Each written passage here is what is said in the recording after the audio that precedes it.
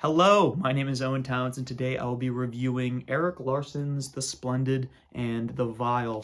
This is my first review, but basically what I want to do is give you guys an overview of what the book is about, tell you the things that worked for me in the book, the things that didn't work, and then finally just whether or not I would recommend it. So getting right into it, this is a non-fiction book. It follows Winston Churchill in the first year of his first year as prime minister during the Blitz, mostly focusing on London during the Blitz, in which from 1940 to 1941, which the city was repeatedly bombed by Nazis at the start of World War II. This is the third book I've read by Erik Larson, actually, the first being The Devil in White City, and the second being In the Garden of Beasts. And I'll tell you how it shakes up among those three that I've read, but I'm kind of familiar with the author at this point, so that's what made me pick it up. But as I said, it's about Winston Churchill, and it's mainly told through journal entries and other like historical data that I guess the author found.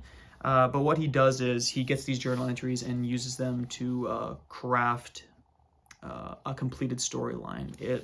Erik Larson's writing style really reads like fiction, which is something I definitely appreciate because, as we all know, nonfiction can be very, very dry. And he does a good job of handling multiple storylines from different people because it mostly focuses on Churchill, but also focuses on his inner circle, the people that he worked closely with, and also his family, like his wife, his daughters, and his daughter-in-law, and people like that. But he does a good job of getting these storylines and then really weaving them in and having like a climax where a lot of storylines converge and stuff like that. So it's very, very cinematic the way he writes nonfiction. So just going right into the things that worked for me, I thought this was a very, very entertaining read. What Larson did was focus mainly on, besides Winston Churchill, his secretary, I believe, John Colville. His journals are famous for providing a lot of information about this time in Churchill's life. But what Larson did, which was unique, is that he also added Colville's personal entries about what he was feeling about the war, like his romantic interests and stuff like that. So he's really like the main character that we follow throughout this. And I thought his perspective was very, very interesting. And it gave it a fresh take because there are hundreds, if not thousands and thousands of books about Winston Churchill, but not a lot about John Colville is known. So really get to know him as a person really like humanizes the whole experience and like his viewpoint because he was right there throughout the entire time, and I really liked his perspective. I would say that if you're interested in World War II or just history in general, books by Erik Larson are the best way to consume it.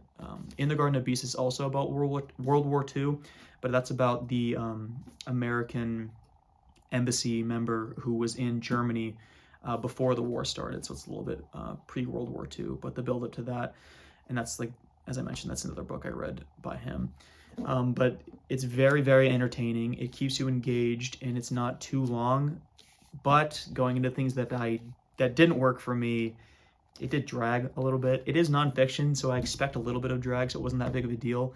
But I just felt like some of the storylines that Larson decided to focus on didn't really add to the overall tone and like message that I thought that he was trying to convey. Larson likes to add romance plots to his books just to like show that romance is always going on. And some of them worked, but some of them I felt like, especially the storyline involving Mary, Winston Churchill's daughter, and her romance plot with like the American ambassador that was sent over, it was very shallow, and I could tell that like, well, there were some like cute moments in terms of history. It didn't seem that deep to me. It didn't seem like that romantic of a relationship, but he really wanted it to feel like it was. So I thought that was a little bit wasted time there because he spent a decent bit talking about Mary's relationships and stuff like that.